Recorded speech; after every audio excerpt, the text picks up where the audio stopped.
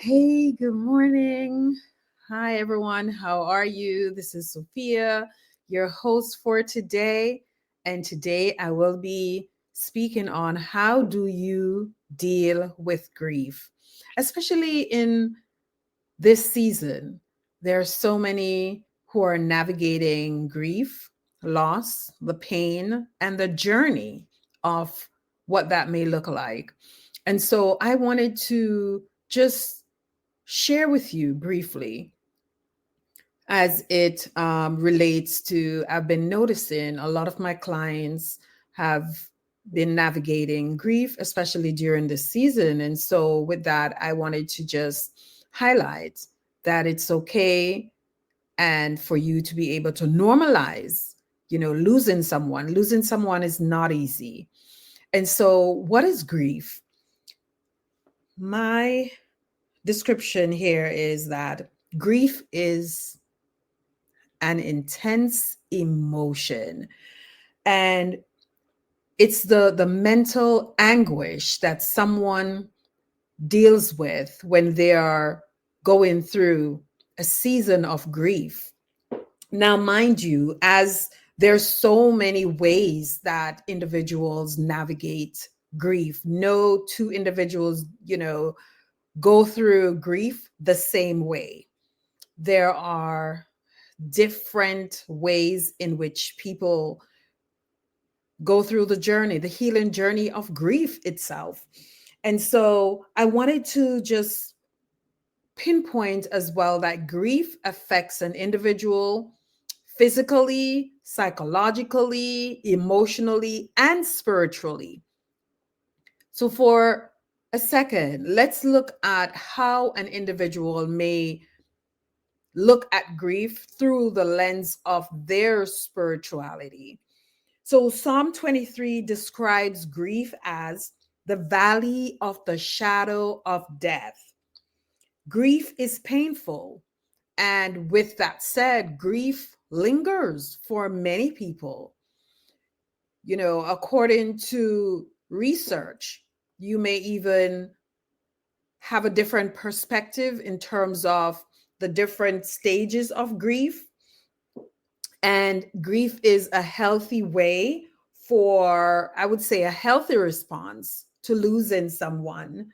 It is actually estimated that 13 million people will go through grief. 13 million people in America, at least, grieve a death. And so that's where we normalize that. And grief, in spite of, how we may look through the lens of what grief may look like, I want to also say that there is something we normalize and we call complex grief.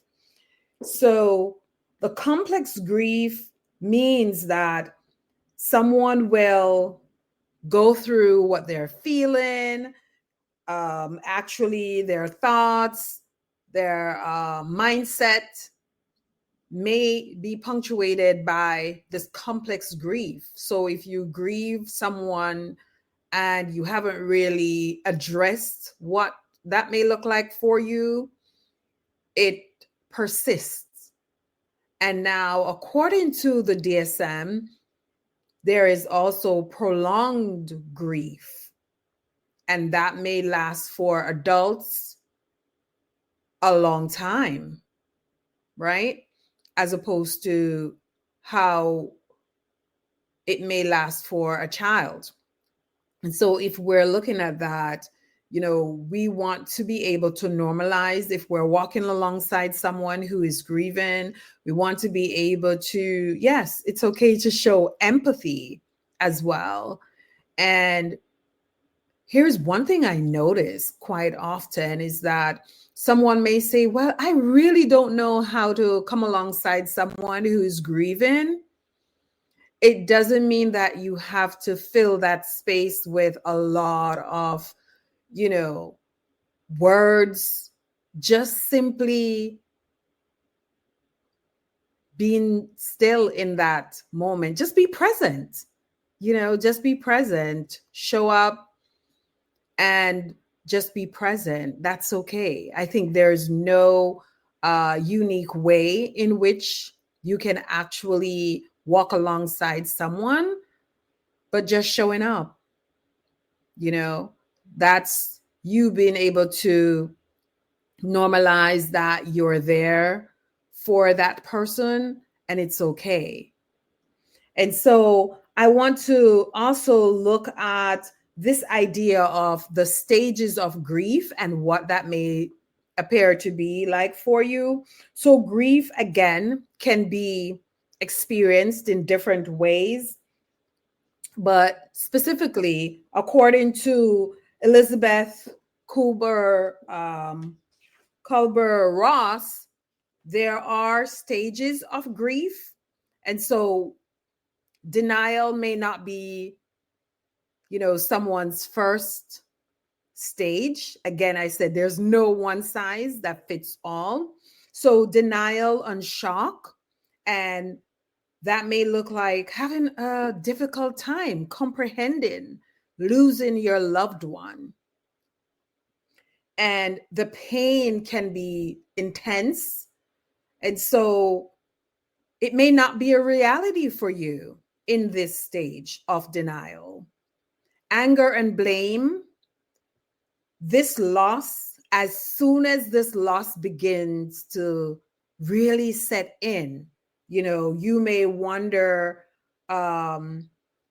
in terms of being occupied, or I should say preoccupied, overwhelmed with memories of losing this loved one or a friend. What about bargaining? And so in this space, bargaining could maybe perhaps look like, you're trying to negotiate then with God in this difficult time. So that's what bargaining looks like. Depression, we see that a lot in our clinical space. Depression, this overwhelming, intense pain. You feel this during this phase of depression. Perhaps you're not able to go back to your normal routine. Before experiencing the loss, this emotional pain is overwhelming, I would say. And so you perhaps may not look like you're able to perceive life as it was before the loss. Acceptance. So in this space, the pain, as I said, is intense, and perhaps you're not able to, reconnect with others in your environment, with friends, socially, emotionally, spiritually. And here again, in the acceptance, this is where you're able to, before the bargaining, before the denial, the anger, the anguish, in the acceptance space, you're now able to express verbally how you're feeling emotionally. So you're able to address, yes, I am hurting. Yes, I'm going through this difficult time of pain and loss. And you're able to verbalize and to also put a language to it, to name what you're experiencing. So this is where the acceptance stage of your grief, it is where healing looks very possible for individuals in this space. And so here again, I want to say that perhaps it's not where you may normalize in terms of things are back to normal, because you can be triggered when it comes to grief, right? And so even after a loss, yes, it is a change, but also I want to pinpoint, you're looking at a new normal, right? Remember when everyone encountered COVID, and it was a new norm for everyone. A new normal in terms of technology. We were on Zoom a lot. We're Zooming a lot of the days. And so isolating with your families or friends, wearing your mask, that was the new norm. So I want to say that when you're grieving as well, there is a new norm where you're adapting to, the change. You no longer have your loved one or friend in your space, so to speak. And so now, okay, perhaps a lot of times we see clients go through this in various ways that they consider to be helpful. A lot of our clients journal, and not only that, they, practice different ways to remember their loved ones. Perhaps they're able to make or prepare a dish that their loved ones loved, and this is a way for them to keep that memory going. They would create scrapbooks with different ways to memorialize their loved ones. There's so many different ways to keep the memories going, right? And so that's important for them. And again, I want to say there's no timeline for grief, but it becomes very concerning if someone is grieving for an extended amount of time and they don't seem to be getting anywhere in terms of their healing journey, trying to make sense of losing their loved ones. And so that may look different again for everyone. But I want to say that grief is a process. But here it is that grieving is, again, not getting everything back to normal, but the goal is to find a new normal that is useful for you. And one of the ways that I want to also say that on a scale of 1 to 10, if you're able to look at, okay, so maybe on a scale of 1 to 10, you're at a 5, and what would it take for you to be at a 7? What is the exception there? And that, again, I want to highlight.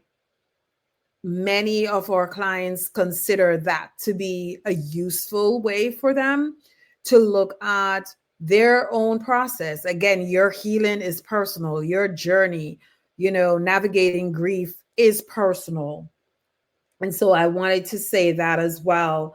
So here are some of the questions that I normally, ask my clients to tell me a little bit about the relationship that you had with this loved one. How close were you? When was the last time that you were able to, lead into the space of what you're navigating so that your healing journey can be as unique to you as you consider it to be?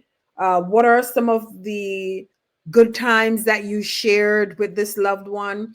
And so this is also a way for us to build the rapport, build that therapeutic alliance. But outside of that, it's also a way for my clients to explore, right? What that looks like for them. What is the relationship with the grief? And so, how are they functioning right now?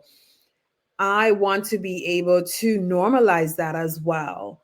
What were some of the best times that you had with this individual? That's important. So normalizing how clients are actually going through their grief journey, that's going to be important for my clients to be able to see where they are. But theoretically, I want to also say that the process of grief has been understood here as individuals who are in that bereavement, they're grieving for their loved ones. And you may also come across the attachment, the theoretical space of Bowlby's attachment and what that looks like for everyone. So the platitudes of someone saying, oh, by now you should have gotten over that, that's not really useful for individuals who are grieving. So I wanted to pinpoint that as well in terms of where people are, meeting people where they are. That's going to be very important. And so I just wanted to highlight the different stages of grief, what that looks like for everyone, being able to normalize where you are, if you're able to find meaning, if you're able to put a language to the grief. But I want to be able to say that, the platitudes of telling someone about the silver lining, a lot of times that's not helpful. So depending on where you are in your grief process, I want to, be able to say grief is a journey. It's a process. It's not something that should be rushed to get over it. And grief is not simply losing someone. You may have lost a job. That is grief, right? And so being able to normalize where you are, what was, what could be, and what it may look like in the future. That's a part of that traumatic experience. It also shows up as how you're able to deal with the grief and different triggers that may come along in that space for you, different patterns that you may have noticed as well. That's going to be important for you to be able to normalize that. A lot of time, even as women, you may have lost friendship. That's a grief. So you perhaps have to look at the times where you were able to be together with your friends, right? And the good times you may have had together as friends, the laughter that you have shared together, the dreams that you have shared together, relationship as well. That's another loss. So you have to actually look at the different stages of those loss. And I want to also say a lot of times we spend perhaps what I've noticed in the clinical space, that it's helpful for individuals to look at the total picture in terms of holistic well-being and not so much of what didn't go right in the relationship, but also take alongside and not compartmentalize it so that you can heal holistically. So again, that's going to look different for everyone. So today, I hope you have a takeaway that you don't have to grieve the way that other people expect you to grieve. You don't have to rush the way that your emotions show up for you.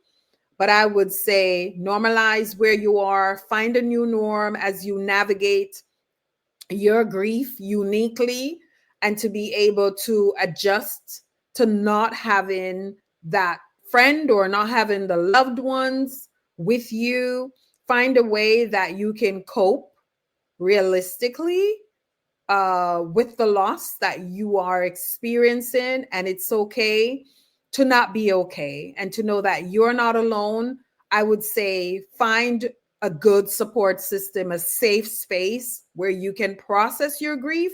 And if you are not able to identify any of that, I would say consider therapy as well, where you are in a space with your therapist. It's a safe space. You're not judged. You're not rushed. Your therapist will be able to hold space for you so you can normalize what that looks like for you as you adjust in your time of grief. So again, I just wanted to pinpoint that real quick. Hope something resonated with you. And I hope that you will continue to tune in to this podcast Like, share, subscribe, guys. Leave a comment below and let us know, what other topics you would love for us to share here. This is a sisterhood space. And yes, there may have been one or two men who have stopped by and subscribed. I want to say we appreciate you so, so much. Share this information with your friends, your loved ones. And until the next podcast, be safe, guys. Take care and be well. We care about your wellness journey because it is good when you're able to heal and be that whole person that you desire to be. So take care again until the next podcast.